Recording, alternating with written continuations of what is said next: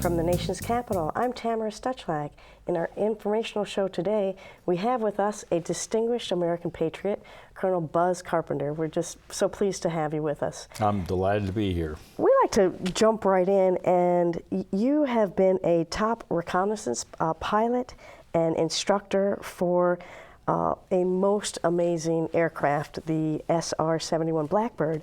Tell us about the mission of the Blackbird and what makes it this fastest jet ever built. It goes 2,100 miles per hour, just some feats of engineering that you have been directly involved with. Turn the clock back. President Eisenhower ordered the 24 flights of the U-2 over the Soviet Union because we had the Cold War and there was vital information that couldn't be collected any other way. When they realized it was vulnerable, they went with a go-ahead that they needed a replacement airplane, not one that flew at 70,000 feet, but one that flew at 85,000 feet. And as you mentioned, not at 450 miles an hour, but 2,150. Supersonic. Supersonic, 3 times the speed of sound, and was America's first stealthy airplane. To be able to collect pictures and radar and electronic signatures that could come back so that 6 presidents using this airplane could make critical decisions during times when war was taking place or we were looking like war might take place. They could turn to the SR-71, and unlike satellites that are completely predictable, they're in orbits that you can predict for the next 100 years, and an adversary can fool you. They never know when a Blackbird will show up and be able to collect that information that makes the basis for a critical decision. That reconnaissance information is 72 miles wide. Talk about that. The nose camera in the SR-71, we called the country's camera. Every single picture was 72 miles wide. We're taking that from 85,000 feet. And so when the SR came, let's say from coast to coast in a little over an hour, you could film 100,000 square miles of the United States. The trick was, after you landed, was to download that camera. The film was 5 inches wide and 2 miles long that then had to be processed, analyzed, and then the information delivered to the leadership. So at what point did that become a cost benefit between how long it took to process and then using other methods? Towards the end of our program, after I'd left, but towards 1990, when we start getting the digital, like so many people today have smartphones. You take a picture, you clip it, and you send it half the world away. When I flew in the Middle East for President Carter, he had to wait for me to land, and he monitored the flight. He had to wait for us to land in England, fly the film across the Atlantic, process it here in Washington, D.C., and then deliver the information to him.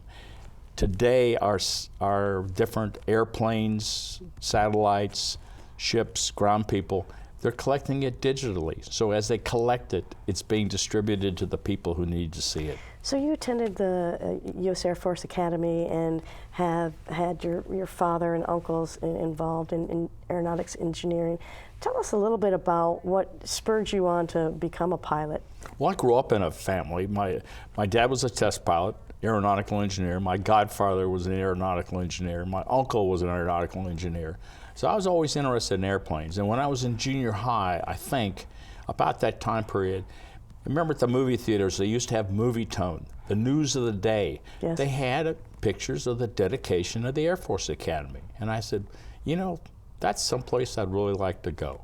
Took me a while to get there, but that's where I ended up and graduated in 1967. And I think I mentioned to you, when I graduated, a SR-71 Blackbird, one of these amazing airplanes, flew by to salute the class. And at that day, I would have said, I'll never fly an airplane like that. That's so exotic, and that's strictly for test pilots. But it just kind of goes to show you, you never know where your career will take you. So you graduated with an engineering degree and a major in international affairs, specifically in Russia, and you were your high school class president and captain of the football team, and just have had this distinguished career in terms of working at the Pentagon after your flight days. Tell us what really stands out in your mind in terms of your flight days that then transitions us into talking about your senior leadership role. I started out flying 141s, which taught me how to fly airplanes. We flew worldwide. I had mentioned to you that one of the most memorable missions I ever flew was bringing air evac, taking wounded Army soldiers out of Vietnam and getting them back to the States for their needed medical treatment. From there, I volunteered and went into tactical reconnaissance. That's flying a fighter-like airplane with cameras. And when I was there, I met a person that had a huge impact on my life. It was then a Colonel Jerome O'Malley, who eventually became a 4-star. He was flew the first operational mission in the SR-71, and he looked at me and said, "You're the kind of person I'd like to bring into the program." Why do you think he said that? Because I was really motivated about everything I was trying to do, and he said, "But you're too young. You have to fly more." So when I left Thailand, when I'd seen him there, I went to Korea, and then I went to in Japan and flew there for 3 years. And basically, he had made a commitment to the follow-on, the wing commander of the Blackbird, because he became the wing commander. If Buzz applies and he's qualified, yes, no promises. So talk about that training. That was a 5-day intensive training, and 2-day astronaut physical that you had to pass. What does that entail? Oh, every test you could imagine, including getting on a treadmill to see how your heart's doing, and blowing into tubes. And it's the same thing that our astronauts, because you're going to fly in a spacesuit. So you're 6 miles up. No, you're actually 16 miles up. 16 miles up. Yeah, so you're in a space-like environment. And your suit and your gear? You're completely. My first 2 years, I wore Gemini suits that had been modified for the SR-71. Later, the same suit that's out at the Air and Space Smithsonian at Dulles, I would fly, and that's the one the space shuttle astronauts used in their initial flights. What do you feel like when you're flying at supersonic? It's a wonderful feeling that during the whole history of the program, only 85 of us ever flew the airplane operationally. So, and I have a lot of camaraderie with the Apollo astronauts and other astronauts because. How do you tease each other? Do you have nicknames? Were you the top reconnaissance? Walt Cunningham, who I just got an email from last night, kind of kids. He said, I only had a couple flights in space, and I'm jealous because you get to fly a couple times a month. And 900 hours? I had 770 some hours, yes. So it was quite an opportunity. So what was easy about flying? What was difficult? How did you prepare? The difficult part was just getting the background and constantly working to try to be the best pilot you could be, so that whenever any kind of a mission you were given, that you had the best opportunity to complete it. And sometimes when we flew the SR-71, the difficulty would be you flew under a dual set of rules. And what I mean by that, there were the operational rules on how the airplane needed to be flown. At the same time, the State Department and the National Security Council gave you rules for political reasons, the things you could do and couldn't do, and what the mission was entailing. So it made it for a much more challenging mission, but a great sense of satisfaction when you knew you'd collected the information and it was now going back to the people that needed it. So 10 hours and 20 minutes, the longest flight you were involved in. What type of concentration and mind, body? You had a physical before every flight. You then had a high-protein, low-bulk meal, steak and eggs. You then went in, and every 2 hours you had to come down from 85,000 feet and refuel. So it was tiring. And in this particular, the 10 hours and 20 minutes, I went over 15,000 miles. I refueled 5 times. I took fuel from 15 different airplanes because 2 sets of those tankers were well north of the Arctic Circle, and they had to have enough fuel to get back to England. And refueling is dangerous also, isn't it? Refueling can be very challenging because you're 2 airplanes flying together. So tell us a little bit about your time at the Pentagon, where you oversaw a budget of $6 billion for all U.S. Air Force funding, very classified programs, several aircraft. I was what's called the Black World programmer. I had $6 billion a year. This was from 83 to 85. And basically, at this time in the Air Force, we were developing the F-22 stealth fighter. We were developing the B-2 stealth bomber. We were building the F-117 stealth fighter and other programs like that. So this was a huge ramp up compared to now. Would you say? It was part of the Reagan presidency to be able to counter the Soviet Union and hopefully bring around a peaceful end to the Cold War, which took place. Tell us about your work as a docent now. You retired from the Air Force as a colonel in 1995, and now you're a docent at the National Air and Space Museum. I am, and it's at the Dulles Airport. And since there's nothing else out there, we have about 1.5 million visitors a year. There's something in your background, a keen interest, maybe that you were associated with one of the space assets or one of the airplanes. And I love working with the kids, trying to share with them stories to get them excited. What makes the kids' eyes light up? What do you tell them? I relate to Blackbird and try to show how technology can affect their lives and how exciting. I always ask them, have you seen Star Wars? Do you like R2-D2? And then I point out in the SR-71, we had an R2-D2. It was a master computer, but it also had an ability to navigate off the stars. We didn't navigate off the ground. When we got outside our hangar, the master sensor would look through the blue sky and lock on the stars, and that's how we promised our presidents 300 feet anywhere in the world, traveling at 2,200 miles an hour, long before GPS. And then I also asked the kids many times, do you help your mom or dad put pizza in the oven? Do you touch the glass, Well, I said, the airplane has an average temperature over 600 degrees. Your pizza oven is probably around 450. And then particularly with the boys, I'll ask them, now, when you came here today, did you come with a Ford 150? Did you have an engine that had 475 horsepower or 500? Or did you come in a Kia, with 275? So I said, to make this airplane ability to fly at these speeds, each one of these engines produced 156,000 horsepower. Wow. And amazing. Kelly Johnson always looked, the master designer of the Skunk Works, that this was his greatest achievement. The SR-71 would equate with the Apollo program as tremendous engineering achievements for the United States. And what would you want U.S. citizens to know about the Air Force and the reconnaissance programs that they probably don't know, and sort of get us back to sort of a historical perspective? I think one of the most important things that most Americans don't realize is in their daily lives how many things the Air Force does to support, be it from predicting the weather, from doing airlift and moving people that are sick, to protecting our borders, to having missiles that are sitting alert to try to provide for their defense of the lifestyle that we so enjoy in our democracy. Yes. It's across the board. It is many, many very motivated men and women in the service and civilians and contractors who put this all together to enrich their lives. Thank you so much, Colonel. Thank you.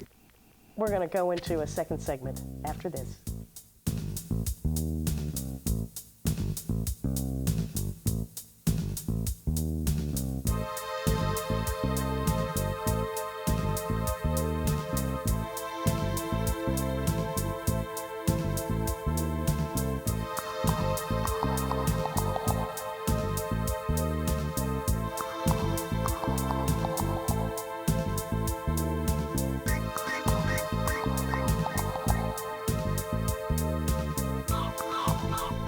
From the nation's capital, I'm Tamara Stuchlak. Welcome to this edition of our informational show. And with us is Nancy Carpenter, and we're going to talk about the role of a mother and a wife of a distinguished jet pilot, Col Buz Carpenter. We're going to jump right in and ask you, the life of a military wife, particularly a jet pilot. Can you tell us what that's like and some of your experiences? It's a wonderful adventure. We traveled and lived in various places. I was introduced to different cultures. I took classes in flower arranging when we were in Japan and Japanese cooking. I tried to learn the language wherever we were. And I tried to introduce the children also to the cultures wherever we were, even in the United States, because it's quite different from California to Georgia. So you have 3 daughters. Where were they born? U.S., overseas? The first one was born in Georgia, and the other 2 were actually born in California. And as your marriage progressed, what were some of the stresses on the marriage with his schedule? Well, one thing was I had a new baby, and I had to keep it quiet so he could sleep if he was going to be flying. Also, probably one of the biggest things, they recorded everything he ate 24 hours before a flight. Wow. Which he didn't tell me. And I met the flight surgeon, and he said, I know you're a nutritionist, but you have the most interesting meals on Thursday night. And it happened to be leftover night at our house. That quickly changed. I said, if you're going to be flying, we're not going to have leftovers. So you were a dietitian. Did you stop your career and were traveling, with your husband on missions? And well, when I was overseas, there was not a possibility to work, partially because of the language in the hospitals that were there. So I volunteered at the hospitals on the base and gave classes and whatever I could do for the hospital. So Colonel Carpenter, what are your recollections of leading this high-powered jet pilot life and having a new family, and what sticks out for you? Well, when I was in the Blackbird program, I would spend up 150 days a year overseas. So a lot of it was the family support. So every 2 weeks, there was an aircraft that would be bringing new people in and taking the ones that had served their 6 weeks or whatever. And I'd always make sure I'd send mail and tape back so that Nance could read them to the girls if they couldn't read it, or share stuff. So we tried to keep the family bonds, even though. And every Sunday night, I would try to call from Japan or England, wherever I was, to try to keep tied in with the family. And then when I was home, we would focus on family activities. But the anchor's sitting beside me here because she would be there with them, obviously, all during this time period when I was gone.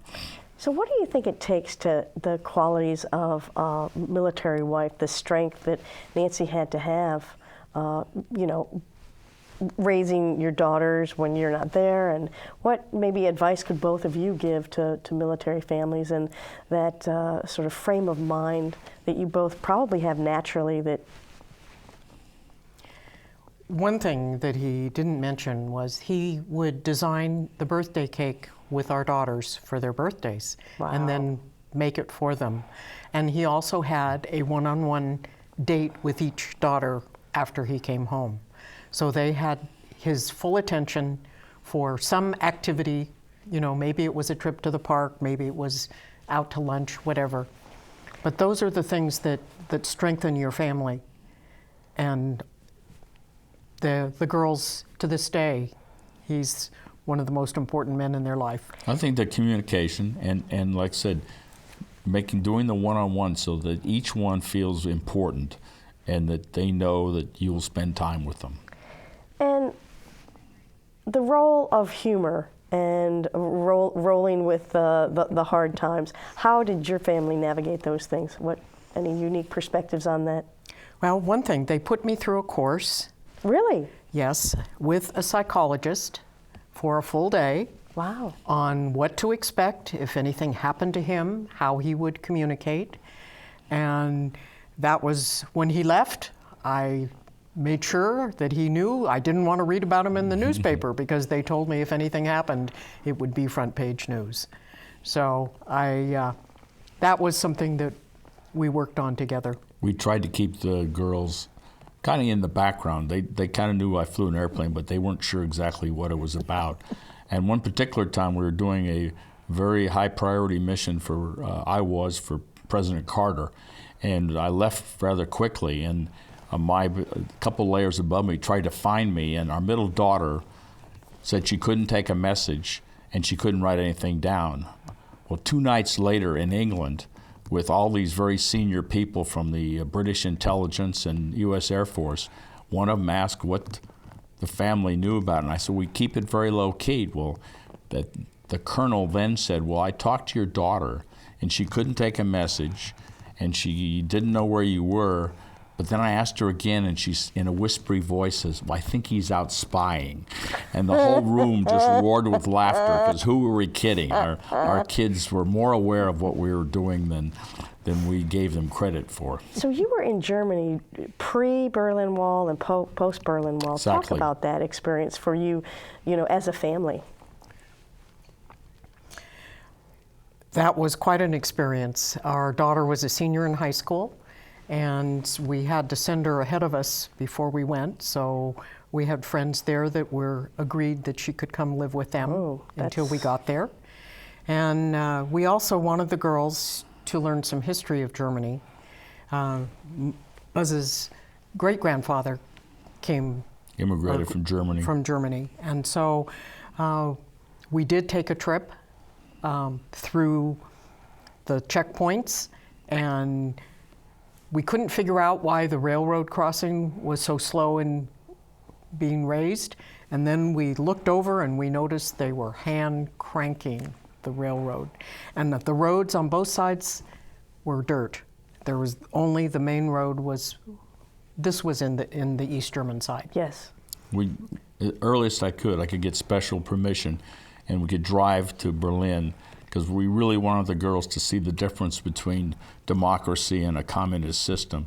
So they were able to see West Berlin and its vibrance, go through Checkpoint Charlie and see how dour and how, there were still bullet holes in many of the buildings in East Berlin at that time period. This is 1988. Wow. So you also had experiences in Japan. What were some noteworthy experiences? The one I remember was bringing the python snake in the back of the station wagon for show and tell at the preschool.